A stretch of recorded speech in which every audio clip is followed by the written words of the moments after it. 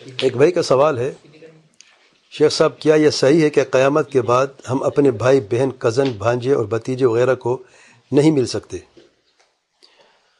سبحان اللہ، آپ مل سکتے ہیں۔ ایک خوشخبری سن لیں ذرا، اور اس اعتبار سے آپ مل سکتے ہیں کہ اگر ایمان پر توحید پر خاتمہ ہو سب کا، اس بڑی پیاری خوشخبری ہے۔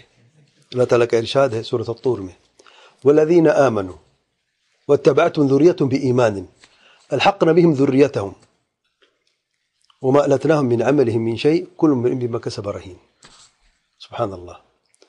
اور جو ایمان لائے اور ان کی اولاد نے ایمان کے ساتھ ان کی پیروی کی، ہم ان کی اولاد کو ان سے ملا دیں گے، اولاد کو ان سے ملا دیں گے، اور ان کے عمل میں کوئی کمی نہیں ہوگی۔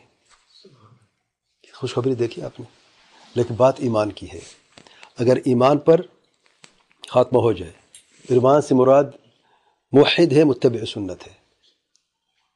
اگر آپ نے تربیت کی اپنے اولاد کی، اپنے رشتہ داروں کی، اپنے پیاروں کی توحید پر، اتباع سنت پر، اور ایمان پر ہی خاتمہ ہوا ہے، باقی اعمال برابر نہیں ہوتے، درجات برابر نہیں ہوتے۔ اگر کوئی پیچھے رہ گیا ہے پیاروں میں سے، بیوی ہے، بیٹا ہے، بیٹی ہے، بھائی ہے، بہن ہے، تو اللہ اپنے فضل و کرم سے ان کے ایمان کی وجہ سے آپ کے ساتھ ان کو ملا دے گا۔ سر عبداللہ بن عباس فرماتے ہیں تاکہ ان کی آنکھوں کے لیے ٹھنڈک ہو جائے۔ جنت پہ کوئی بڑے کہا جنت پہ داخل ہو جاتے ہیں نا، کوئی کمی نہیں ہوتی وہاں پہ، کوئی خواہش باقی نہیں رہتی۔ جیسے دنیا میں تو کوئی آس، کوئی خواہش باقی رہ جاتی، پوری نہیں ہوتی، جنت میں ایسا نہیں، جو آپ چاہتے ہوگا۔ اب بیوی ہے، بیٹے ہیں، ان کے اتنے اعمال نہیں تھے، وہ جنت پہ تو ہے لیکن دور ہے۔ یہ خوشخبری ہے کہ ایمان، اسی ایمان کی بنیاد پر اللہ تعالیٰ ملا دیں گے اور درجے بلند کر دیں گے بھی، تاکہ آنکھوں کی ٹھنڈک جو ہے نا وہ مکمل ہو جائے۔ تو یہ خوشخبری ہے، لیکن اس کے لیے عمل لازمی ہے، اس کے لیے ایمان لازمی ہے۔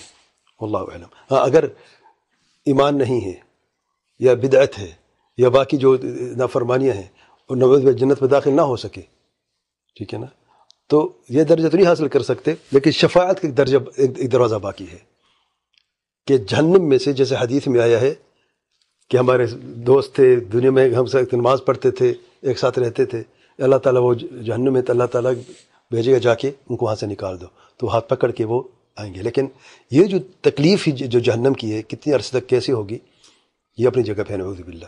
اس لیے اپنے ایمان کو مضبوط رکھیں، عقیدہ صحیح کریں، اتباع سنت کا راستہ اختیار کریں، اللہ تعالیٰ کی فرمائی کا راستہ اختیار کریں۔